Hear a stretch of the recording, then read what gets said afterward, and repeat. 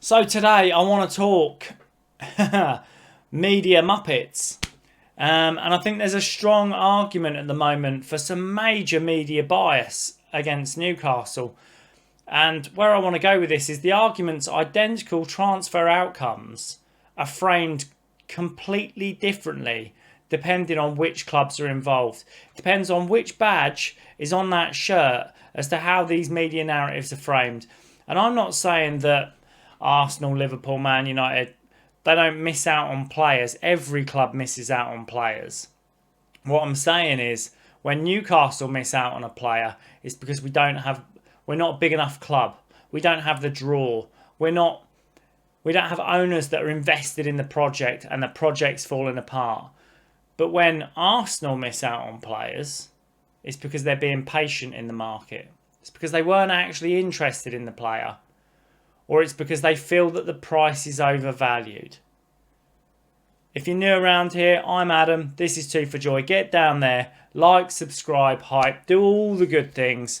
You'll have to bear with me today because I've been a bit under the weather. And hopefully we'll get to the point of this pretty quickly.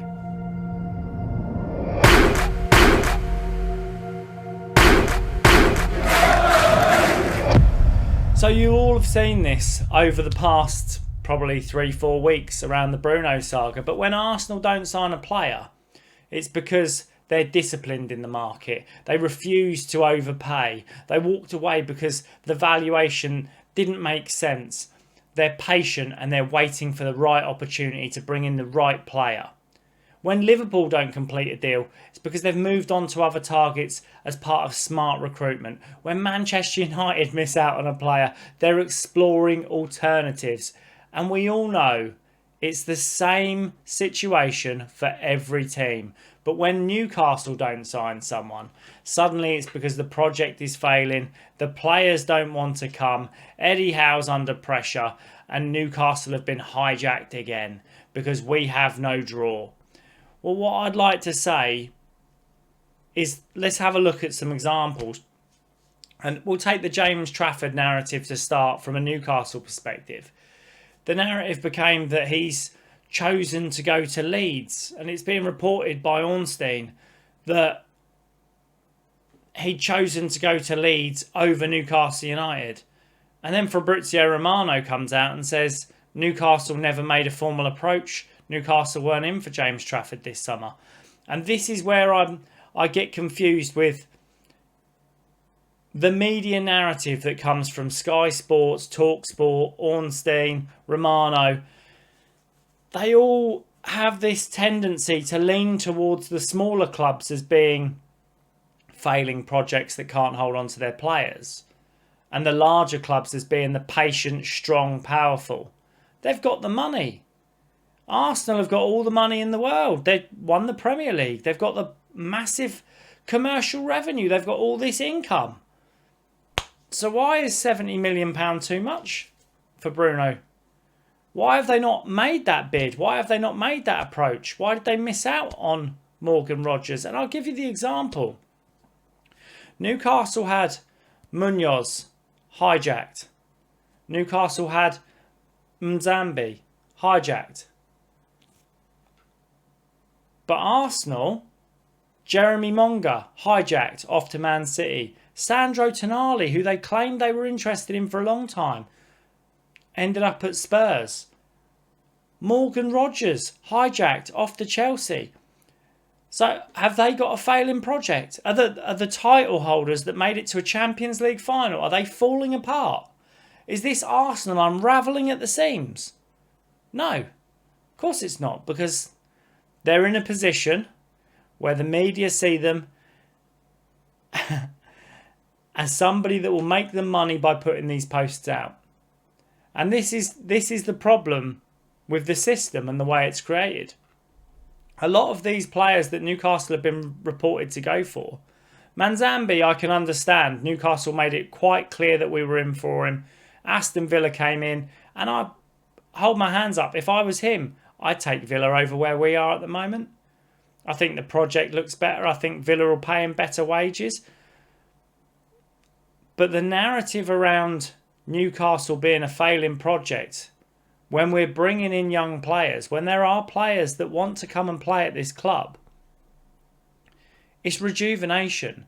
And every team has been through this. Whether it's your Liverpool. I mean, Liverpool, you had Trent Alexander walk away. Didn't want to stay at the club. You've had Konate go on a free. Didn't want to stay at the club. But that isn't a mass exodus. Mo Salah's gone. That's not a mass exodus.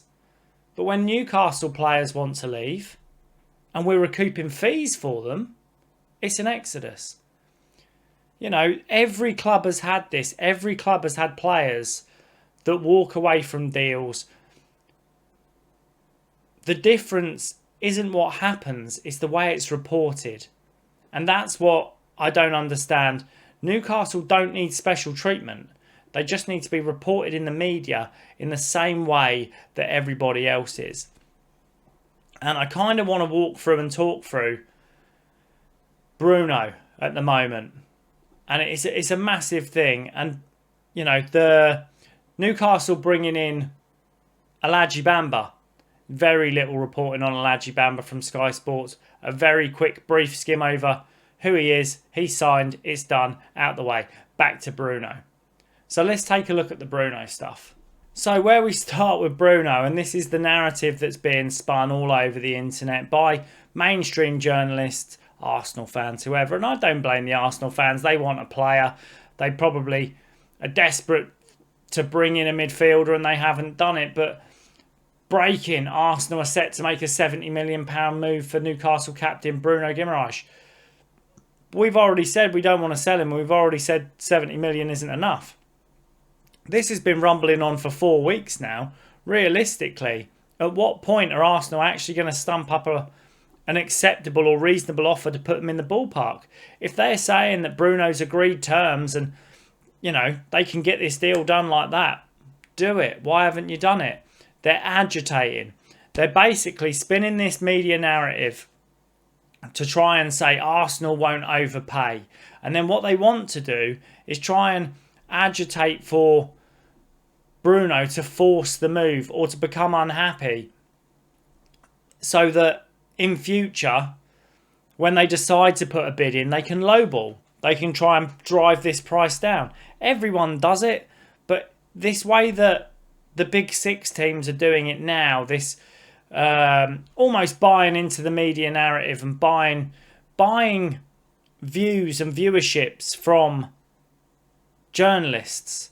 It's, you know, and I don't mean specifically paying money. I wouldn't put it out there for that. But how many times have we seen Fabrizio Romano say these same things? The Gunners have struck a deal and now they're ready to launch a fresh £70 million bid. The deal's been agreed with Bruno. The deal's been agreed since he was out of the World Cup. The deal's been agreed for weeks as far as we're aware. From these super agents that have come in and negotiated the prices without actually having to talk to the club. Realistically, you know, if Romano gets 100,000, 200,000 views on that, he's earning.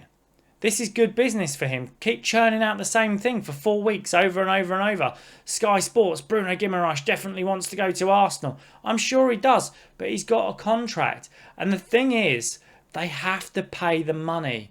And this is the same thing we saw with Alexander Isak and Liverpool do the, you know, and there's a bit of me that really wants Newcastle to hold firm at the moment because Arsenal saying they don't want to overpay has got nothing to do, in my opinion, with Bruno being 28 years old. Do you know what it's got to do with? It's got to do with the fact that Saliba's being reported that he might be out for up to 6 months. So they need a centre-back. It's being reported that they've sold Leandro Trossard. So they need a left winger. They don't believe Martinelli's good enough. So they probably need a couple. And then moving on to that centre midfield, they'd like to bring Bruno in. Well, we'd all like a shitload of world-class players to be brought in for reasonable fees. But that's not how it works. That's why Chelsea stumped up the money for Morgan Rogers.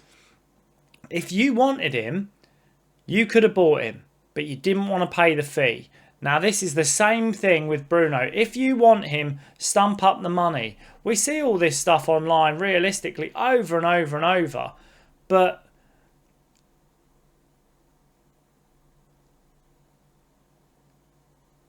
Arsenal have the opportunity to go out there and spend the money on Bruno. Bruno is one of the best midfielders in the Premier League. He's proven. And people say he's 28. He's only got a few years left. Bruno will play till he's 33, 34 years old in that centre midfield. If they get 5 years out of Bruno and put him on a 5-year deal at 28, realistically, he's worth every penny of that money amortised over a 5-year contract.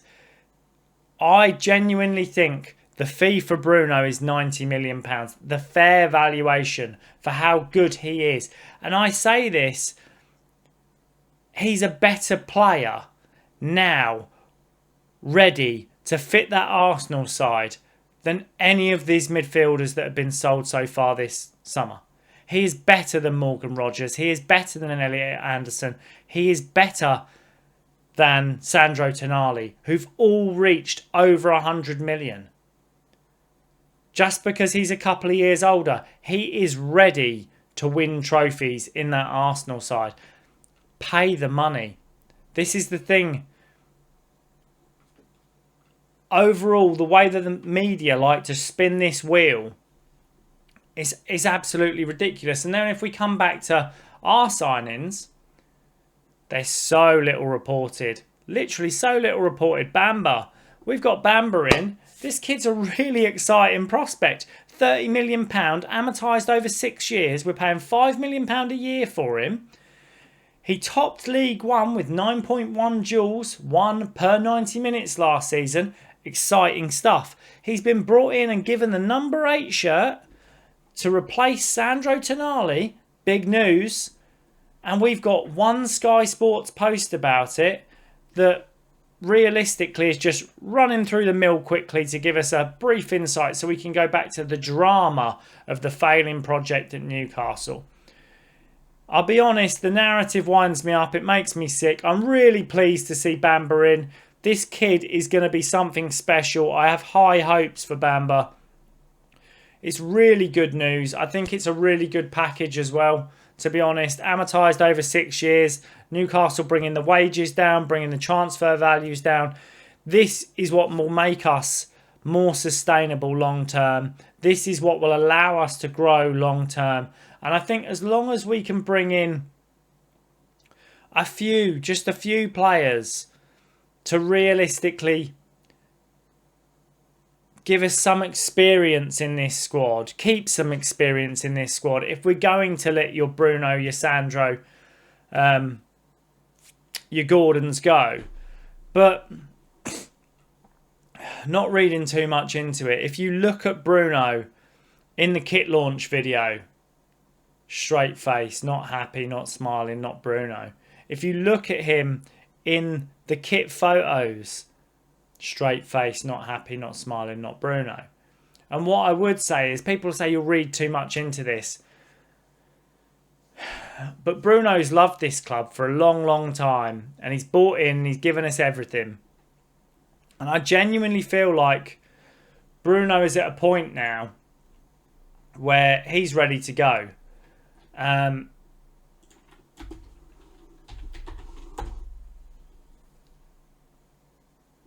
realistically, we have to let him go. If he wants to go, we have to let him go. All it is, there's the photo. That doesn't look like our captain who's loved this club for years. Realistically, if he wants to go, we have to let him go. We just have to get the right money for him. And I don't want him to leave, but there's no player who's served this club since the takeover that I would want to see win trophies at another team more than this guy. This guy he's been our everything as a captain. And I know things will turn sour very quickly, but I genuinely believe Arsenal won't put this bid in. They'll keep this trundling along until they agitate enough that this causes a big drama and a big stir at the club. and then they'll try and do exactly the same way that Liverpool did, come in last minute and say, right, we want to get this done and over the line. Well, Newcastle either need to do one or two things. We need to recruit first and make sure we've got players in to take Bruno's position, or we need to steadfast say no, make him stay another year. Whichever realistically they get the better impression from the player, because you don't want a player at your club who doesn't want to be here. We don't want something that turns toxic, and we don't want to see players unwilling to play or train for the club. Now, I don't think that's in Bruno's nature, but you never know. So, like I say, let me know in the comments what you think. Let me know if you think this media narrative is, as I think it is, in my opinion, an absolute crock of shit. And let me know whether you think Bruno has checked out already, or whether we can salvage a Bruno before the end of the summer. Thanks for watching, guys, and I'll catch you in the next one.